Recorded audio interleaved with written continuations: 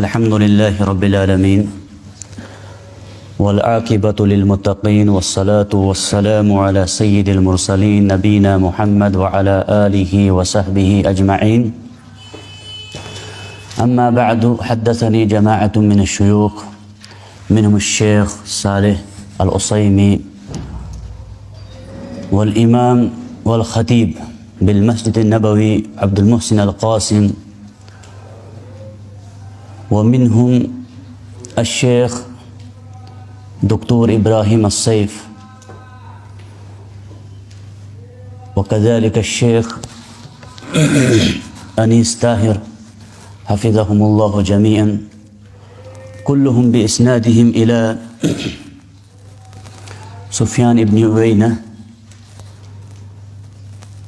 عن عمرو بن دينار عن أبي قابوس مولى عبد الله بن عمرو بن العاص عن عبد الله بن عمرو بن العاص رضي الله تعالى عنهما أن رسول الله صلى الله عليه وسلم قال: الراحمون يرحمهم الرحمن ارحموا من في الأرض يرحمكم من في السماء.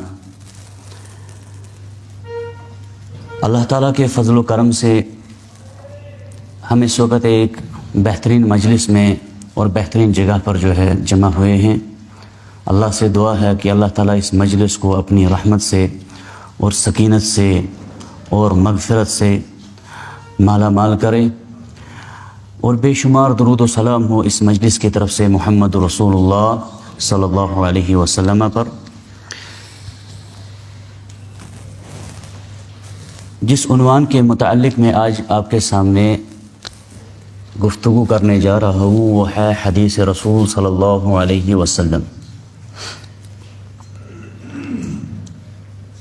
حدیث عربی زبان میں یا عربی لغت میں اس کا معنی ہے جدید کے، نیا.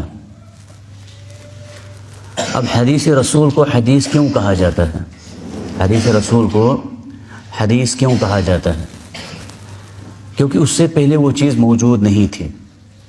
اگر آپ ان تعلیمات کو دیکھیں گے جو رسول اللہ صلی اللہ علیہ وسلم نے دی تھی، یقیناً وہاں پر وہ موجود نہیں تھے.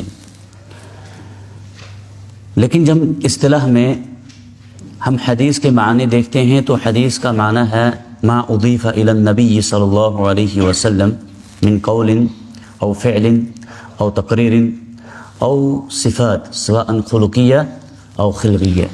آپ علیہ الصلاۃ والسلام کی طرف وہ تمام تر نسبت کیے ہوئے اقوال، افعال، تقریرات یا آپ علیہ السلام کے اوصاف، چاہے وہ اخلاقی طور پر ہو یا پھر جو صورت کے اندر آپ علیہ السلام کے پائے جاتے تھے، یہ احادیث کہلاتی ہیں.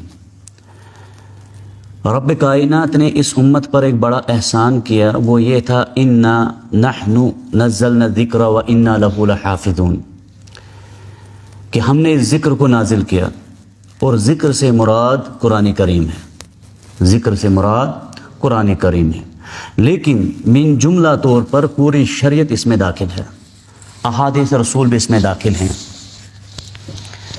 شیخ حماد انصاری کے بیٹے عبد الباری حفظہ اللہ میں اکثر کہتے تھے کہ اس نزلنا الذکر میں جو مراد ہے، اس سے ایک تو قرآن ہے ہی ہے، اس میں کوئی اختلاف نہیں ہے، اس میں احادیث رسول بھی مراد ہیں. اور کہا ساتھ ساتھ احادیث رسول ہی نہیں، اس میں وہ علماء بھی داخل ہیں جنہوں نے ان احادیث کی حفاظت کا بیڑا اٹھایا ہے. ان کی حفاظت کی ذمہ داری بھی اللہ نے خود لی ہے. اس شریعت کے اندر تحریف کرنے والے آئیں گے، بدلنے والے آئیں گے، لیکن وہ کامیاب نہیں ہو سکیں گے. یریدون لیطفئوا نور اللہ بافواہہم واللہ متم نورہ ولو کرہ الکافرون ولو کرہ المشرکون. اگرچہ پسند نہ بھی کرے، یہ دین جو ہے یہ پھیلتا جائے گا. ورنہ ہم اگر اپنے یہاں ماحول کے اعتبار سے دیکھیں گے تو ایسا ممکن نہیں لگتا ہے کہ یہاں پر الحمدللہ آپ جیسے پاسبان نوجوان موجود ہیں، لیکن اغلبیت ہم دیکھیں گے یہاں ایسا نہیں ہے کہ حدیث رسول یاد کرنے والوں کی مجلسیں بیٹھتی ہیں باضابطہ طور پر، جو سندوں کے ساتھ احادیث کو یاد کرتے ہیں، راویوں پر ان کا کلام، ان کے جو حدیث کے اصول و ضوابط ہیں ان کا اہتمام کرتے. اکثر یہ نہیں دیکھا جاتا ہے، لیکن یہ شریعت اس کی ذمہ داری رب نے لی ہے. یہاں اپنا ایک ماحول ہے، مساجد کے اندر ہو، جمعہ کا واعظ ہو، 1 گھنٹے کا واعظ ہو، 1.5 گھنٹے کا واعظ ہو، ان تمام کے اندر وہ تمام تر چیزیں نہیں ہیں جس سے آپ کہہ سکتے ہیں کہ اس سے شریعت محفوظ ہوگی۔ بہترین واعظ وغیرہ یہ جو ہے صحیح ہے، یہ بھی ایک سبب بنتے ہیں کہیں لوگوں کو ہدایت کا، لیکن اگر آپ کہیں گے کہ جو شرعی اصول ہیں احادیث کو صحیح اور ضعیف میں تمیز کرنا، بلکہ اس سے بڑھ کر قرآن کریم کو تحریف سے بچانا، اس ترنم یا ان تمام تر چیزوں میں نہیں مل سکتا ہے۔ اس کے لیے قواعد ہیں، قوانین ہیں، اور اس کے لیے علماء کرام نے محنت کی ہے، تبھی جا کر شریعت میں ان کا مقام ہے۔ یرفع اللہ الذین آمنوا منکم والذین اوتوا العلم درجات۔ اوتوا العلم، اہل العلم، لکل فن رجال، وہ تمام تر چیزیں۔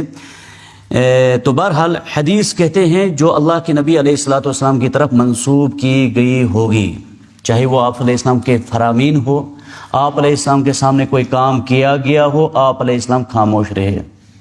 مثال کے طور پر وہ وب لایا گیا تھا، ایک جانور ہے، زمین پر رینگتا ہے، آپ علیہ السلام کے دسترخوان پر اس کو رکھا گیا۔ رسول اللہ صلی اللہ علیہ وسلم نے وہ نہیں کھایا، کہا میں اس کو پسند نہیں کرتا ہوں، میں اس کو پسند لا اکلہ ولا احرمہ، نہ میں یہ کھاتا ہوں نہ اس کو حرام کرتا ہوں۔ آپ کھا سکتے ہیں، اس کو تقریر کہتے ہیں کہ آپ علیہ السلام کے سامنے کوئی کام آپ علیہ الصلوۃ والسلام نے اس کو برقرار رکھا، اس کو منع نہیں کیا۔ انما الاعمال بالنیات، یہ آپ علیہ الصلوۃ والسلام نے کر کے دکھایا ہے۔ خذوا انی مناسککم، مجھ سے حج کا طریقہ لو، جو آپ علیہ السلام نے حج کیا، بال منوائے، احرام باندھا، یہ تمام تر افعال میں آتا ہے۔ اور پھر آپ علیہ الصلوۃ والسلام کے اخلاق، انک لعلی خلق عظیم، یہ بھی آپ علیہ الصلوۃ والسلام کی ایک تقریر حدیث ہے، اس کی طرف نسبت کی گئی ہے، اخلاقیات۔ اور اسی طریقے سے آپ علیہ الصلوۃ والسلام کا خوبصورت چہرہ، جسم کے متعلق جو اصحاب نقل کرتے ہیں وہ بھی حدیث کہلاتی ہے۔ تو حدیث جو ہے آپ علیہ الصلوۃ والسلام کے وہ فرامین بالاختصار جس کو شریعت اسلامیہ سے مطالبہ کیا گیا ہے کہ وہ ان پر عمل کرے، ان کو سیکھے، ان کو جانچے، کس عمل میں کیا طریقہ مناسب ہے اور کون سا طریقہ رسول اللہ صلی اللہ علیہ وسلم کی تعلیمات کے مطابق ہے۔ یہ احادیث ہیں۔ احادیث میں چونکہ یہ قرآن کی طرح نہیں ہے، حدیث کی بنیادی طور پر 2 قسمیں ہیں، روات کے اعتبار سے، راویوں کو نقل کرنے کے اعتبار سے۔ یا تو آپ علیہ الصلوۃ والسلام کے سامنے جمع غفیر ہے صحابہ کرام کا، سب نے حدیث سنی، ان تمام صحابہ نے اپنے بعد کے طبقہ تابعین تک وہ حدیث پہنچائی، ان تمام طبقہ تابعین نے اتباع تابعین تک پہنچائی، جیسے من کذب علی متعمدا فلیتبوأ مقعدہ من النار۔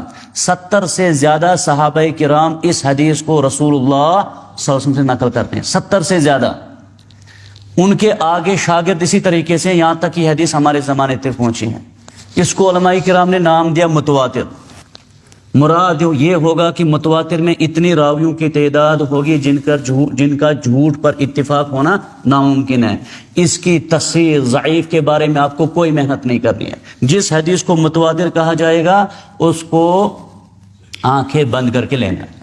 لیکن دوسری قسم، متواتر کی تعداد بہت کم ہے، اگر ذخیرہ احادیث میں دیکھا جائے متواتر کی تعداد بہت کم ہے، لیکن اس کے دوسری قسم جو احاد کی ہے، احادیث جو ہے ان کی تعداد زیادہ ہے۔ احکام اکثر جو ہے احادیث، احکام والی جو ہیں وہ احاد سے منقول ہوئے ہیں، اور احاد کہتے ہیں جس میں راویوں کی تعداد گنی چنی ہو، اور اس میں ایک محنت مزید یہ لگتی ہے کہ اس میں راویوں کے بارے میں ان کے ثقہ، ضعیف اور صحیح اور غلط ہونے کے بارے میں بہت زیادہ محنت کرنی پڑتی ہے۔ اسی لیے جو ائمہ متقدمین تھے، شروع میں تھے، ان کو اس میں بہت محنت کرنی پڑی، اور سب سے پہلے جس نے اس میں قدم رکھا آپ کو معلوم ہوگا، کیونکہ سب سے پہلے جو احادیث لکھنے کا جو باضابطہ طور پر انتظام کیا گیا تھا وہ آیا ہے ربیع بن صبی، 150 کے آس پاس ان کی تاریخ وفات ہے، 160 ہجری غالباً۔ ان کے متعلق آیا سب سے پہلے انہوں نے مستقل ایک کتاب میں احادیث کو جمع کیا۔ اس سے پہلے بھی احادیث موجود تھی کتابوں کے اندر۔ ابو ہریرہ خود کہتے ہیں رضی اللہ تعالیٰ عنہ، امام ذہبی نے غالباً تذکرۃ الحفاظ کے اندر لایا ہے کہ ابو ہریرہ کہتے ہیں کہ صحابہ میں سے مجھ سے زیادہ کوئی حدیث جاننے والا نہیں ہے سوائے عبداللہ بن عمرو بن عاص. کیوں؟ کیونکہ وہ لکھتے تھے اور میں لکھتا نہیں تھا. عبداللہ بن عمرو بن عاص صحابہ میں سے اکثر احادیث نقل کرنے والے. سبب کیا ہے؟ ابو ہریرہ کہتے ہیں میں لکھتا نہیں تھا، وہ لکھتے تھے. اسی لیے اس بنیاد پر یہ کہا جا سکتا ہے رسول اللہ صلی اللہ علیہ وسلم کے زمانے میں جو اکثر، اور عبداللہ بن عمرو بن عاص کے متعلق ہی غالباً جامع العلم کے اندر آیا ہے کہ ان کے پاس 1000 احادیث پر مشتمل ایک صحیفہ تھا جس میں 1000 احادیث موجود تھی. ابو بکر صدیق رضی اللہ عنہ کے پاس بھی ایک صحیفہ تھا جس کو صحیفہ صادقہ کہتے ہیں، احادیث لکھی گئی تھی. ایک قول اہل علم سے یہ نقل کیا گیا ہے کہ ابتدائی اسلام میں احادیث لکھنے سے منع کیا گیا تھا. لا تکتب انی فمن کتب عنی غیر القرآن فلیمحہ. آپ علیہ السلام نے فرمایا صحابہ میرے سے جو آپ نے نقل کیا ہے، جو کچھ میں نے فرمایا ہے، قرآن کے بغیر آپ کے پاس کچھ لکھا نہیں ہونا چاہیے، صرف قرآن. ابتدائی اسلام میں لکھنا احادیث منع کیا گیا. وجہ یہ تھی کہیں ایسا نہ ہو کہ قرآن اور حدیث مکس ہو جائے، خلط ملط ہو جائے. لیکن ایک وقت آیا صحابہ کرام نے قرآن کو ضبط کر لیا، قرآن اور حدیث میں فرق کرنا سمجھ لیا. اس وقت آپ علیہ الصلوۃ والسلام نے حکم دیا. حجۃ الوداع کے موقع پر آپ علیہ السلام نے فرمایا تھا اکتبوا لابی شاہ. یہ ایک صحابی تھا، جب اس نے خطبہ سنا نا حجۃ الوداع کا، اس کو بہت اچھا لگا. اس نے کہا یا رسول اللہ صلی اللہ علیہ وسلم مجھے یہ خطبہ لکھ کر چاہیے تھا. آپ علیہ السلام نے صحابہ سے کہا اکتبوا لابی شاہ، جو میں نے فرمایا یہ اس صحابی کے لیے آپ لکھ کر دیجئے، اس کو لکھ کر دیجئے. تو بالاختصار یہ خلاصہ نکلتا ہے صحابہ کرام میں بھی احادیث لکھنے کا رواج تھا، لیکن اتنا نہیں تھا جیسا بعد کے طبقے میں آیا. کیونکہ صحابہ کے طبقے میں اور عرب میں آج بھی یہ چیز زیادہ اہمیت کی حامل ہے، وہاں پر یاد کرنے پر زیادہ زور دیا جاتا ہے. اور عربوں میں شروع میں جو یاد کرنے کی صلاحیت تھی وہ بہت زیادہ قوی تھی. وہ ایک مرتبہ کوئی کلام سنتے تھے اس کو یاد کر لیتے تھے، اس کو یاد کر لیتے تھے. اور پھر جب حدیث ہو، جس کے بارے میں رسول نے فرمایا تھا مبدر اللہ امرن سمع منا شیئا فحفظها ووعاها وبلغها كما سمعها، اللہ تعالیٰ اس انسان کو حشاش بشار لگے. بعض کہتے ہیں یہ دنیا کے لیے کی بھی ایک خوشخبری ہے اور پھر مرنے کے بعد بھی خوشخبری ہے اس انسان کے لیے جس نے حدیث سنی، اس کو یاد کیا، آگے پہنچایا ویسے ہی جیسے سنی تھی، یعنی اس میں چینج نہیں کرنا ہے، بدلنا نہیں ہے. تو یہ تمام تر فضائل ان کے سامنے موجود تھے، صحابہ کرام کے سامنے. انہیں احادیث یاد کی، امت تک احادیث پہنچائی. لیکن امت تک احادیث پہنچانے میں کچھ احادیث ایسی ہیں جس میں ایک صحابی ہے صرف کوئی حدیث نقل کرتا ہے. صحیح بخاری کی پہلی حدیث انما الاعمال بالنیات، یہ ایک صحابی ہیں جو رسول اللہ صلی اللہ علیہ وسلم سے سنتے ہیں، وہ ہیں عمر بن خطاب. ابو الحفص عمر بن خطاب اکیلے ہیں جو یہ حدیث کس سے سنتے ہیں؟ رسول اللہ صلی اللہ علیہ وسلم سے. یعنی صحابہ جہاں پر لاکھوں کی تعداد تھی، لیکن اس حدیث کو سننے والا صرف ایک صحابی تھا، اس نے یہ حدیث نقل کی. اس حدیث کی قسم کو علماء کرام کہتے ہیں آحاد کہتے ہیں. آحاد میں بھی اس حدیث کو غریب کہتے ہیں، آحاد میں غریب کہتے ہیں. غریب آحاد کی 3 قسمیں ہیں. میں اس کا استعمال کروں گا، مختصر جو مجھے کہا گیا احادیث کا تعارف دینے کے لیے، اور اس کی کچھ اقسام میں ذکر کر دوں گا. ہو سکتا ہے آگے کوئی مقرر سلیبس ہو، اس کے مطابق پڑھانا جو ہے وہ زیادہ آسان ہوتا ہے. تو آج ہم احادیث کی کچھ اقسام کو پڑھیں گے جنرلی طور پر انشاءاللہ عزیز.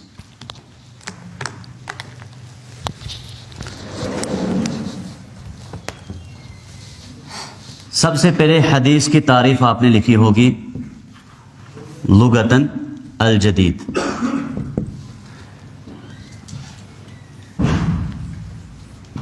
اصطلاحاً اکثر آپ یہ چیز پڑھتے ہوں گے، کوئی بھی لفظ آپ کو جب یا کلمہ اس کی تعریف لکھائی جاتی ہے پہلے کہا جاتا ہے لغتاً پھر اصطلاحاً. لغتاً سے مراد کیا ہوتا ہے؟ ہاں ڈکشنری میں. ہاں اور کوئی معنی؟ اصل میں لغت سے مراد ہوتا ہے یہ الفاظ، یہ لفظ کس زبان میں ہے؟ عربی لینگویج کا ہے نا. عرب ملکوں میں حدیث کا معنی کیا ہوتا ہے؟ عرب اس وقت بھی حدیث کے معنی کو کیا مانتے ہیں؟ ہم سب سے پہلے اس کو یہ معلوم کرتے ہیں کہ عرب لوگ جو ہے نا اس کا معنی کس چیز میں استعمال کرتے تھے، ٹھیک ہے کہ نہیں. پھر اس کے بعد آتے ہیں ہم اصطلاحاً یا شرعاً بولتے ہیں. کبھی اصطلاحاً کا مطلب ہوتا ہے اس وقت آپ کون سا فن پڑھ رہے ہیں، حدیث کا فن. تو حدیث کے فن میں حدیث کی تعریف کیا ہوگی. ورنہ ممکن ہے کوئی کلمہ اگر آپ اس کو کسی فقہ کے باب میں لیں گے، کسی دوسرے فن میں لیں گے، عقیدے کے فن میں لیں گے، ہو سکتا ہے اس کا معنی کچھ اور ہوگا، اس کا معنی وہاں پر اصطلاحی کچھ اور ہوگا. لیکن حدیث کے فن میں جب ہم کہتے ہیں حدیث کی اصطلاحی تعریف کیا ہے، وہ ہے ما اضیف الی النبی صلی اللہ علیہ وسلم من قول او فعل او تقریر او صفات سواء خلقیہ او خلقیہ.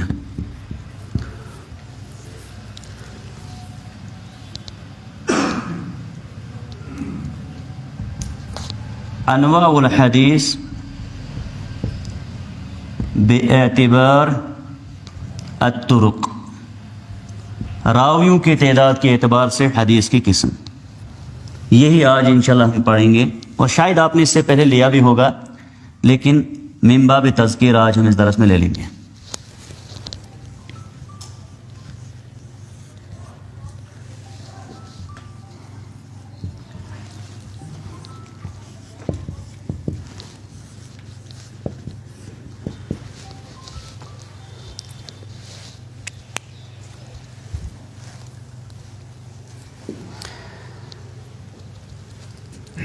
طرق طریق کو کہتے ہیں، طریق راستہ ہوتا ہے. لیکن جب ہم حدیث کے باب میں طریق یا طرق کا کلمہ استعمال کرتے ہیں وہاں پر مراد سند ہوتا ہے. طریق کی جمع طرق ہے، مراد اسانید ہیں، مراد اسانید ہیں، یعنی جو ہم تک حدیث پہنچانے والے ہیں ان راویوں کے بارے میں ہیں. تو حدیث کی قسمیں اسانید کے اعتبار سے، ایک متواتر ہے. متواتر کہتے ہیں ایسی حدیث جس کو بے شمار صحابہ نے نبی سے نقل کیا صلی اللہ علیہ وسلم سے. صحابہ کے شاگرد بھی بہت زیادہ ہوں گے جن کی تعداد مختلف علماء کرام نے، کسی نے کہا کم سے کم 10 ہونے چاہیے، کسی نے کہا کم سے کم 7، کسی نے کہا 20، کسی نے کہا 70. لیکن اصل یہی ہے کہ تعداد اتنی ہو جن کا جھوٹ پر اتفاق ہونا محال ہو، ممکن نہ ہو. اس کو کہتے ہیں متواتر. متواتر کا معنی ہے اس وقت اگر آپ باہر نکلیں گے وہاں آپ کو جو بھی انسان ملے گا وہ کہے گا اس وقت دھوپ ہے یا موسم اس قسم کا ہے، جس میں شک نہیں ہوتا ہے ابھی دن ہے، یہ متواتر خبر ہے، اس کا انکار نہیں کوئی کر سکتا ہے. لیکن آحاد جو ہے، آحاد میں 3 قسمیں ہیں. ایک ہے مشہور جس میں کم سے کم 3 راوی ہوں گے، زیادہ جتنے بھی ہوں. مشہور ہے، مشہور مشہور مشہور سے، شہرت سے. ایک ہے عزیز جس میں کم سے کم 2 راوی ہو، اور غریب جس میں کم سے کم 1 ہو، جس میں کم سے کم 1 ہو. مشہور، عزیز اور غریب. دیکھیں یہ ہم کیوں پڑھ رہے ہیں، یہ تمام تر جو چیزیں ہیں نا ان کا تعلق جو ہے کہیں پر نہ قرآن میں لکھا ہے نہ حدیث میں لکھا ہے، نہ یہ تقسیم کسی قرآن کی آیت سے ثابت ہے اور نہ ہی کسی حدیث سے. آخر یہ ہم کیوں پڑھا رہے ہیں آپ کو، اس کی وجہ کیا ہے، اس کا سبب کیا ہے؟ سبب یہ ہے جو حدیث رسول ہے صلی اللہ علیہ وسلم وہ عام کلام نہیں ہے، وہ عام کلام نہیں ہے. ان احادیث کو پڑھنے سے پہلے کچھ ضوابط ہیں، کچھ قوانین ہیں. اگر ان ضوابط اور قوانین کو نہیں دیکھا جاتا ہے امت بٹتی ہے. نماز کے لیے مسجد میں ایک بندہ آتا ہے، وہ ہاتھ یہاں باندھتا ہے، دوسرا یہاں باندھتا ہے، ایک ہے نیچے چھوڑ رہا ہے، تیسرا کچھ اور کر رہا ہے. یہ مین فالٹ ہوتا ہے کہ حدیث کو صحیح طریقے سے نہیں سمجھا گیا ہے. اگر حدیث کو سمجھا ہوتا یہ مسئلہ آتا ہی نہیں. ہم نے خالی حدیث پڑھی، اور حدیث کے الفاظ کو سمجھنے کے لیے اس کے کوئی ضوابط ہیں. اگر موقع آپ کو ملے کہیں پر یا یہیں پر ان جو انتظامیہ اس سے آپ بات کریں، ضوابط مہمہ لحسن فہم السنہ ایک کتاب مختصر لکھی گئی ہے، ڈاکٹر انیس طاہر مسجد نبوی کی مدرس ہیں. ایسے اصول جن سے ہم احادیث رسول کو سمجھ سکتے ہیں. 8 اصول اس کے اندر بیان کیے گئے ہیں. جب ان اصولوں پر نظر نہیں ہوتی ہے نا تو ہر ایک انسان حدیث اٹھاتا ہے, حدیث بیان کرتا ہے, لیکن اسی حدیث سے لوگوں کے جو ہے نا لوگ بٹنے شروع ہو جاتے ہیں. یہ کیسے ممکن ہے کہ نماز سکھانے والا ایک نبی ہے صلی اللہ علیہ وسلم. نماز اس وقت کتنے قسم کے ہیں؟ بڑی تعداد ہے ان کی. 5-6 قسم کے ایک مسجد میں مل سکتے ہیں آپ کو. وجہ کیا ہے؟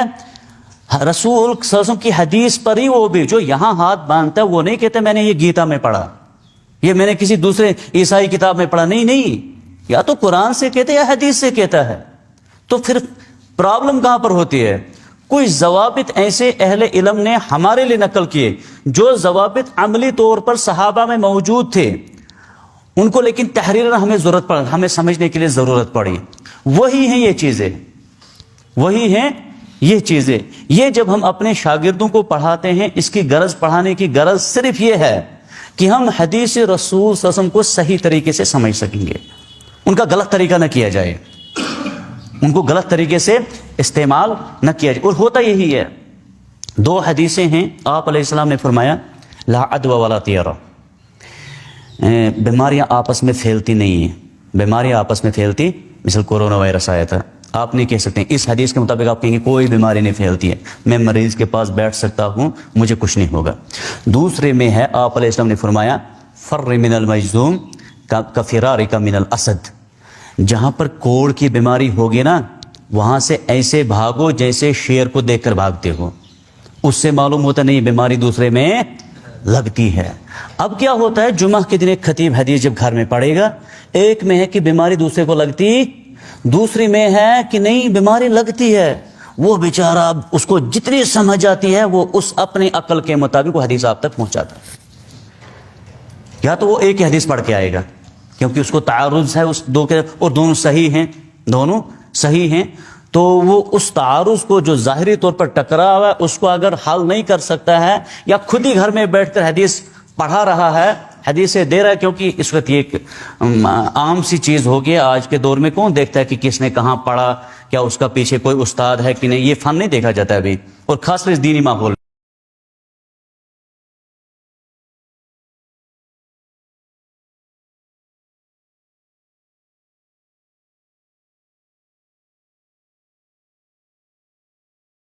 مسئلہ ہے اگر مجھے ڈاکٹر بیٹا بنانا ہے, مجھے ٹریننگ وہاں پر کرانی ہے جہاں پر سینٹر کے جو ڈاکٹر ہوں گے وہ ماہرین ہوں گے, ٹریننگ دینے والے جو ہوں گے انہیں جتنا, اور یہ بھی دیکھا جاتا ہے جو جتنا باہر ایک انٹرنیشنل لیول پر کسی کالج یونیورسٹی میں پڑھ کے آیا ہوگا نا اس کی اہمیت ہوتی ہے, لیکن دین کے مسئلے میں آپ کو یہ نہیں دکھے گا. دین کے مسئلے میں آپ زیادہ یہ دیکھا جاتا ہے بندے کا حلیہ کیا ہے, اس کے اپنے اوصاف کیا ہیں, ماشاءاللہ درس کے دوران انداز اس کا کیا ہے, پڑھا کس کے پاس ہے, یہ چیزیں دیکھی جاتی ہیں. حالانکہ بہت بڑا عیب ہے, بہت بڑا عیب ہے کہ علم ایسے شخص سے سیکھا جائے جس کے استاد کا تعارف ہوگا ہی نہیں. من کان شیخہ کتابہ فخطئہ اکثر من ثوابہ, بچنا اس چیز سے جس کا استاد صرف کتاب ہوگی, اس نے کتاب سے پڑھا ہے, کتابوں کو سمجھا ہے, باقی کسی استاد کے پاس بیٹھا نہیں ہے, فخطئہ اکثر من ثوابہ, وہ زیادہ فساد پھیلائے گا, اس کی اصلاح کم ہوگی. وقتی طور پر اس کے فائدے نظر آ سکتے ہیں, لوگ اس کے پیچھے دوڑ رہے ہیں, چل رہے ہیں, لیکن یہ زیادہ نقصان دہ ہوگا امت کے لیے. کیونکہ حدیث رسول صلی اللہ علیہ وسلم ایسی نہیں ہے, قرآن نے اس کو کہا قول ثقیل سے کہا گیا ہے. یہ رسول صلی اللہ علیہ وسلم جو شریعت ہم پر نازل کریں گے نا آپ پر, وہ قول ثقیل ہے, بھاری ہے, اس کے لیے محنت چاہیے, مشقت چاہیے. اسی لیے آپ دیکھیں گے اہل علم میں سے, علماء میں سے کچھ ایسے ہیں جن کی بڑی تعداد ہے جو شادی نہیں کر پائے, بلکہ امام بخاری رحمہ اللہ کے بارے میں بھی اختلاف ہے. اختلاف ہے, بعض کہتے ہیں انہوں نے شادی نہیں کی تھی. کیوں؟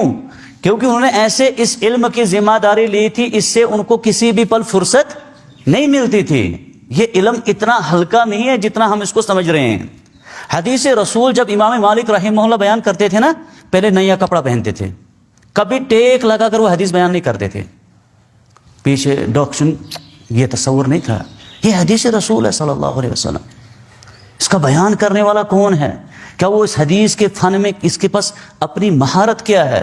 ان ضوابط کو جب نہیں دیکھا جاتا ہے نا سامعین کرام، ان ضوابط کو، ان اصولوں کو، امت مسلمہ میں اختلافات پیدا ہوتے ہیں، اختلافات پیدا ہوتے ہیں۔ حدیث دونوں ہیں، جو یہاں ہاتھ باندھتا ہے حدیث میں ہے، میں نے کہا کسی غیر کتاب، غیر مذہب کتاب سے نقل نہیں کرتا ہے جو یہاں باندھتے ہیں، بلکہ چھوڑو اس مسئلے کو، اس سے بڑا مسئلہ اللہ کہاں پر ہے یہ آپ کہہ رہے ہیں، لیکن آپ ایک بڑی جماعت اہل اسلام والوں کی ایسے پاؤ چکے تھے ہر جگہ موجود ہے، وہ کہاں سے ثابت کرتے ہیں؟ قرآن سے۔ اس کا مطلب قرآن کے جو ضوابط ہیں سمجھنے کے، وہ ضوابط پڑھنے کے بغیر جس نے قرآن لوگوں کو سمجھایا، اس نے اس عقیدے، جس عقیدے پر صحابہ میں اتفاق تھا، اس عقیدے کو بھی بگاڑ ڈالا۔ کہا میں قرآن سے ثابت کرتا ہوں کہ اللہ تعالیٰ نعوذ باللہ ہر جگہ بذات ہی موجود ہے، قرآن سے ثابت کیا، وہ کسی باہر کسی ضعیف حدیث یا کہتے کسی دوسری کتاب سے، کسی فقہ نہیں، قرآن سے ثابت کیا۔ تو معلوم یہ ہوتا ہے قرآن اور احادیث کے سمجھنے کے جو ضوابط اور اصول ہیں، اگر ان کے بغیر ایک انسان اس فن میں اترا، وہ صحیح سلامتی سے واپس نہیں آئے گا، کہیں اپنے ایمان کا سودا بھی کر سکتا ہے۔ ضروری ہے اس میں کچھ، وہ کبھی کسی سنت کا انکار کر سکتا ہے، کہے گا پھر آج سے پہلے ہمارے لوگ کیا کرتے تھے، کیا وہ غلط تھے؟ کیا ان کو قرآن سمجھ، کیا امام ابو حنیفہ کو حدیث سمجھ نہیں آئی تھی؟ آپ کو سمجھ آ رہی ہے آج 2023 میں؟ آپ ہو کون؟ آپ ہمیں کہہ رہے ہو کہ سنت یہ ہے یہ نہیں ہے، حالانکہ اس میں مثالیں ہیں۔ سب سے زیادہ رسول اللہ صلی اللہ علیہ وسلم کے ساتھ کون ہوتا تھا؟ بچہ بھی جانتا ہے، ابوبکر صدیق، عمر فاروق۔ آپ علیہ السلام نکلے، ابوبکر ساتھ تھا، عمر ساتھ تھا، واپس آئے، ابوبکر عمر ساتھ تھا، ہجرت کی، ابوبکر ساتھ تھا، غزوے پہ، مطلب شاید ہی کوئی پہلو آپ دیکھیں گے آپ علیہ السلام کے سفر میں سے، نکلنے میں سے، پریشانیوں کی زندگی میں، جہاں پر یہ دو جلیل القدر صحابہ آپ علیہ السلام کے ساتھ نہیں تھے۔ کیا خیال ہے سب سے زیادہ حدیث ابوبکر نقل کرنا چاہیے تھا کہ کوئی اور صحابی؟ ظاہر سے عقل یہ مانتے ہیں نا، لیکن اگر آپ حدیث کی کتابوں کو ٹٹولیں گے تو وہاں تو آپ کو بہت کم حدیثیں ملتے ہیں جو ابوبکر نقل کی۔ بلکہ ابوبکر صدیق مجلس میں بیٹھے ہیں، ایک عورت آئی بوڑھی سی، کہا ابوبکر صدیق مجھے وراثت میں حصہ کچھ ہے، میں دادی ہوں، جدہ ہوں، مجھے کوئی حصہ ہے؟ ابوبکر صدیق نے کہا میں نہیں پاتا ہوں کتاب اللہ اور سنت رسولہ میں آپ کے لیے کوئی حصہ رکھا گیا ہے، میرے علم میں یہ چیز۔ ایک صحابی اٹھا، کہا نہیں، اللہ کے نبی صلی اللہ علیہ وسلم نے چھٹا حصہ دیا ہے دادی کو۔ کون سا حصہ؟ چھٹا۔ کہا کیا عجیب بات ہے، میں آپ علیہ السلام کے ساتھ ہمیشہ ہوتا تھا اور آپ یہ بات کہہ رہے ہیں۔ کہا کوئی گواہ ہے؟ یہی ہے سامعین کرام جو میں عزیز طلبہ آپ کو سمجھا رہا ہوں، یہی ہے جو آپ کو ہم سمجھا رہے ہیں۔ کتابوں میں ابوبکر کے پاس لکھ کر نہیں تھا، لیکن عملی طور پر یہ تطبیق موجود تھی۔ مثال ہمارے گھروں میں لکھ کر ہوتا ہے کہ صبح 7 بجے چائے پئیں گے، 1 بجے کریں گے، نہیں لکھا ہوتا ہے، لیکن چلے جاؤ کسی ہاسٹل میں، وہاں بورڈ لگا ہے، کیونکہ وہاں الگ الگ قسم کے لوگ آتے ہیں نا، ان کو سمجھانے کے لیے بورڈ لگا ہوتا ہے۔ صحابہ میں اس چیز لکھنے کی ضرورت نہیں تھی، وہ عملی طور پر ان چیزوں کو، ان قواعد پر عمل کرتے تھے، لیکن ہمیں ضرورت پڑی۔ ابوبکر کرنے کا کوئی گواہ ہے؟ اس کو کہتے ہیں قرآن کی اس آیت کا معنی ان جاءکم فاسق بنبأ فتبینوا، جب تمہارے پاس کوئی خبر لے کر آئے گا نا، اس کی تحقیق کرو کرے۔ عام خبر، جب عام خبر کی تحقیق ہوگی تو کیا حدیث رسول ہوگی اس کی تحقیق کے بغیر لیا جا سکتا ہے؟ اس کی تحقیق لازمی ہو جائے گی۔ جب میرے کلام کی اتنی اہمیت ہے، میں کہتا ہوں میری بات کا بھروسہ نہیں کرنا جب تک تحقیق نہیں کرو گے۔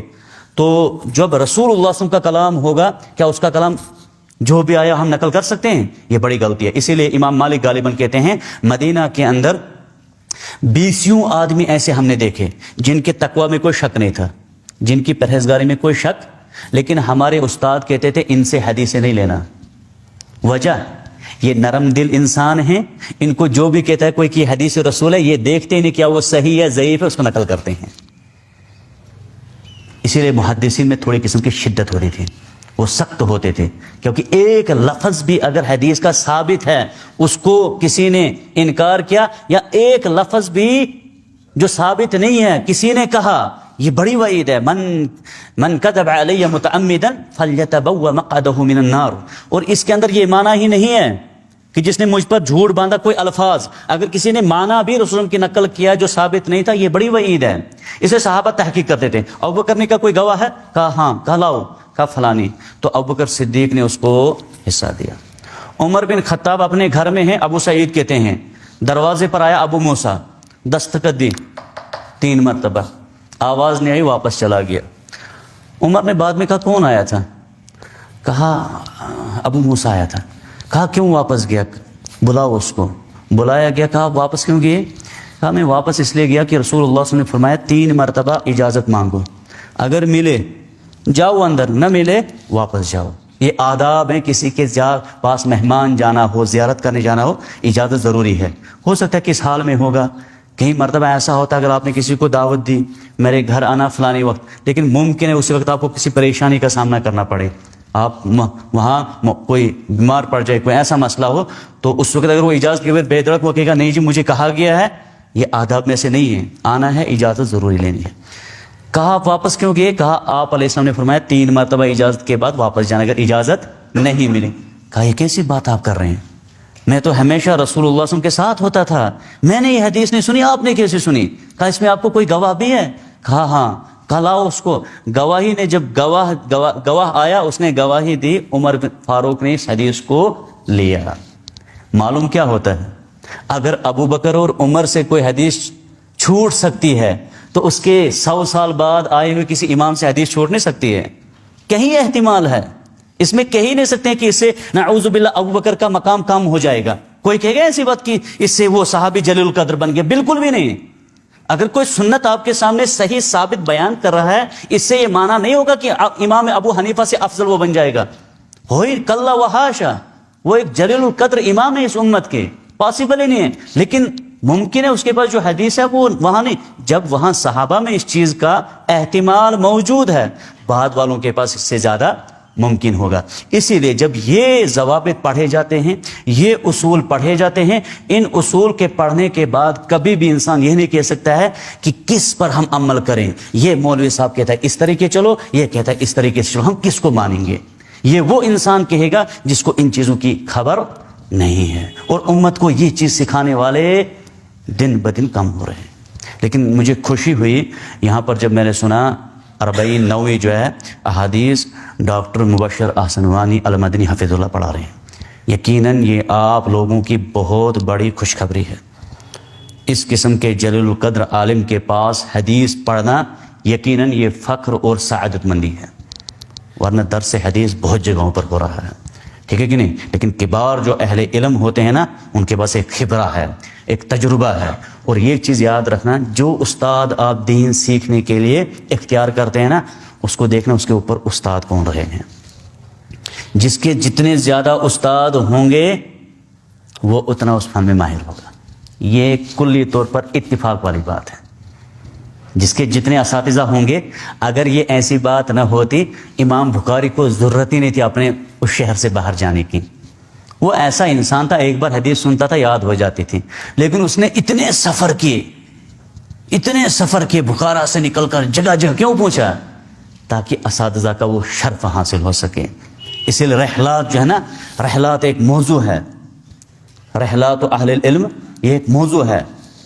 رحل کہتے ہیں سفر کرنا, اپنے ساتھ زیادہ راہ اٹھا کر سفر کرنا. یہ پہلے زمانے میں بہت پایا جاتا تھا. اگر سننے میں آتا تھا یہاں مثال کے طور پر اننت ناگ میں کوئی عالم دین ہے, طالب علم اٹھتا تھا, اس کو جتنی بھی پریشانیاں ہو جو بھی ہو, لیکن جاتا تھا کہتا تھا کہ مجھے موت اس سے پہلے نہیں آنی چاہیے تھی, اس عالم کے پاس جو علم ہے وہ میں حاصل نہ کر لوں. اس طریقے سے شریعت ہماری آج ہم تک پہنچی ہے. اس طریقے سے نہیں پہنچے جس طریقے کا تصور اس وقت امت میں بیٹھا. تو بہرحال یہ تعداد, راویوں کی تعداد کے اعتبار سے حدیث کے قسمیں 3 ہیں, مشہور, عزیز اور غریب. یہ والی جو ہے نا متواتر, یہ سب کی سب مقبول ہیں, یہ سب کی سب. اس میں کسی بھی انسان کو ضرورت ہی نہیں ہے کہ وہ اس کے بارے میں پہلے معلوم کرے صحیح ہے کہ نہیں ہے. لیکن یہ والی جو احادیث ہے جن کی تعداد بہت زیادہ ہے, جن کی تعداد, بلکہ امام بخاری رحمہ اللہ کہتے تھے حفظت 100,000 حدیث من الصحیح, میں نے 100,000 صحیح حدیثیں یاد کی ہیں. اور ان کا تعلق ان میں سے ان کے ساتھ بہت کم جو وہاں تھی. اور کہتے ہیں وحفظت 200,000 حدیث من الضعیف, میں نے 200,000 ضعیف حدیثیں یاد کی ہیں. امام بخاری کس زمانے میں تھی؟ 3 صدی کے امام ہیں. 256 ان کی وفات ہے نا, 194 ہجری اس کی ولادت ہے, پیدائش ہے. 196 کچھ کہتے ہیں 194. وہ کہتے ہیں مجھے 100,000 حدیثیں کون سی یاد تھی, اور ضعیف کتنی تھی؟ اس کا مطلب جو صحیح ہے جو حق ہے اس کی تعداد کم وہاں پر بھی تھی. ضعیف حدیث ہے اس سے ڈبل. امام بخاری رحمہ اللہ نے ضعیف حدیث، اس کا مطلب جو ضعیف حدیث ہے جن کی غلط نسبت رسول اللہ کی طرف کی گئی تھی نا، ان کی تعداد اس زمانے سے زیادہ ہے. اور یہ کس زمانے سے ضعیف حدیث شروع ہوئی؟ من گھڑت حدیثیں. یہ زمانہ شروع ہوتا ہے حضرت عثمان رضی اللہ تعالی عنہ کی شہادت کے بعد. ابن سیرین ہے نا تابعین، محمد ابن سیرین، وہ کہتے ہیں لم یکونوا یسألون عن الاسناد. جب ہم صحابہ میں بیٹھتے تھے نا، جب بھی کوئی حدیث بیان کرتا تھا نا تو سب حدیث سنتے تھے، عمل کرتے تھے. کوئی نہیں پوچھتا تھا یہ حدیث آپ نے صحیح میں اللہ کے نبی سے سنی ہے کہ نہیں، کون صحابی، کچھ نہیں. لم یکونوا یسألون عن الاسناد فلما وقعت الفتنہ، جیسے حضرت عثمان کا قتل شہادت کا وقت ہوا نا، قالوا سموا لنا رجالکم، اس کے بعد کوئی بھی حدیث فوراً نہیں لیتا تھا، کہتے تھا ہمیں بیان کرے حدیث آپ نے کس سے سنی ہے. فینظر الی اہل السنہ، دیکھا جاتا تھا اہل العقیدہ کون ہے. سنہ سے مراد، جب آپ متقدمین میں پڑھیں گے نا، سنت سے مراد ہے جو صحیح عقیدے پر تھا. کون ہے؟ فیؤخذ حدیث، ان کی حدیث لی جائے گی. وینظر الی اہل البدع، جو خوارج ہیں، روافض ہیں، ان کو دیکھا جائے گا، ان کی حدیث چھوڑی جائے گی. یعنی عثمان رضی اللہ عنہ کی شہادت کے بعد یہ سلسلہ شروع ہو گیا. لوگوں نے جھوٹی حدیثیں لکھنی، نسبت کی کس کی طرف؟ رسول اللہ صلی اللہ علیہ وسلم کی طرف. حدیثیں چلتی گئی، لوگ یاد کرتے گئے، یہاں تک کہ زمانہ آتا ہے امام بخاری رحمہ اللہ کا. یہ امام ہے جن کی وفات ہے 256 ہجری. اس سے پہلے بہت سارے ائمہ نے حدیثیں لکھی تھی. ان میں سے عبد الملک بن عبدالعزیز الجریج مکہ کے اندر، سفیان بن سعید الثوری مکہ کے اندر، بصرہ میں کون تھے؟ حماد بن سلمہ، یمن میں معمر بن راشد. یہ سب دوسری صدی کے امام ہیں. یہ حدیثیں لوگوں کو لکھ رہے ہیں، بیان کر رہے ہیں. امام مالک دار الہجرت مکہ کے اندر، مدینہ کے اندر معطا لکھی. لیکن جب ان کا زمانہ آیا، امام بخاری رحمہ اللہ کا زمانہ آیا، کہتے ہیں مجلس میں بیٹھے ہیں، وہاں پر ہمارے استاد اسحاق بن راہویہ موجود تھے. اسحاق بن راہویہ بھی اس کو پڑھتے ہیں، راہوی بھی پڑھتے ہیں. راہ جو لغت والے امام ہے وہ راہوی پڑھتے ہیں، لیکن محدثین پڑھتے ہیں راہویہ. یہ موجود ہے. کہا اسحاق بن راہویہ نے کہا کاش کوئی ایسا انسان اٹھتا، انسان سے مراد تھا وہاں پر طالب علم، حدیثوں کو یاد کرنے. کاش کوئی ایسا انسان اٹھتا جو جتنی حدیثیں ضعیف پھیل چکی ہیں نا، ہر جگہ ضعیف حدیثیں ملتی ہیں ہمیں، کاش کوئی ایسا کھڑا ہوتا جو صحیح اور ضعیف کو تمیز کرتا. ٹھیک ہے، یہ سبب پہلا بنتا ہے. امام بخاری کہتے ہیں میرے دل میں بات بیٹھ گئی، مجھے کچھ کام کرنا ہے، مجھے کچھ کام، کیونکہ یہ جلیل القدر حفاظ میں سے تھے. بغداد میں جب یہ داخل ہوئے تھے نا، تو بغداد والوں نے سنا تھا ایک امام ایسا آ رہا ہے یہاں پر، کہتے ہیں اس کا حافظہ بہت تیز ہے. دیکھیں آپ اندازہ لگائیے، جب تک ہم اسلاف میں ان کی تاریخ نہیں پڑھیں گے نا، ہمیں اس علم کی قدر، اس علم کو کس سے لینا یہ معلوم ہوگا ہی نہیں. ہم ہر ایک ٹوپی والے، داڑھی والے سے اور درس حدیث کے نام پر درس دینے والے سے حدیثیں لیتے رہیں گے جب تک ہم اسلاف کو نہیں پڑھیں گے. اسی لیے ایک قاعدہ ہے، کل خیر فی اتباع من سلف. خیر چاہتے ہو نا، ہم ادھر کس لیے آئے ہیں؟ بھلائی. خیر چاہتے ہو تو سلف کی پیروی کرنی ہے. وَكُلُّ شَرٍ فِي ابْتِدَاءِ مَنْ خَلَف، اور ہر شر، یہ جو آنے والے ہیں نا بعد والے، ان کی جو ایجادات ہیں، ضرورت نہیں ہے مولوی کی. ہمارے پاس ترمذی اردو میں گھر میں موجود ہے، میں ترجمہ دیکھوں گا، شرح موجود ہے، آپ کو شرح کروں گا. مجھے کیا ضرورت ہے کسی مدرسے میں 8 سال لگا کر، کسی جامعہ میں 10 سال لگا کر پھر حدیث پڑھاؤں گا؟ ضرورت ہی نہیں ہے. میں قابل ہوں، میں قابل ہوں، اور لوگ اس کو موقع دیتے ہیں. آپ دیکھیے ہمارے وادی کے اندر یہاں موقع ملتا ہے، کیونکہ یہاں زیادہ پاورفل جو سٹیج ہے، زیادہ پاورفل جو دین پھیلانے کا ہے وہ ہے خطابت. جس کی زبان اچھی ہے، خطابت اچھا ہے، آپ دیکھیں گے کہ اجتماع بڑا سا ہوگا. وہاں پر اگر ایک محدث، وہاں پر ایک ڈاکٹر مرشد عاصم وانی جیسا عالم ایک طرف ہوگا، دوسری طرف ایک مشہور خطیب ہے، اب دیکھیں لوگوں کا رجحان کہاں ہوگا؟ لوگوں کا رجحان دوسری طرف ہوگا. ظاہر سی بات ہے، اس امت کا مزاج وہ بن چکا ہے. معلوم ہی نہیں کہ شریعت ہماری اسی طریقے سے ہم تک پہنچی ہے. بالکل بھی نہیں، بالکل بھی نہیں.